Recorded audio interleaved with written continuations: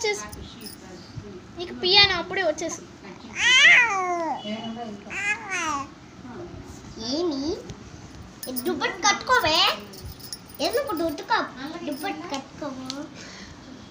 నీకు మ్యూజిక్ బాగా తెలుసు కదా, అక్క కన్నా బాగా తెలుసు కదా, మ్యూజిక్ బాగా తెలుసు, రాగాలు కూడా తెలుసు కదా, రాగాలు కూడా తెలుసు కదా. ఒకసారి ఒక రాగం పాడా.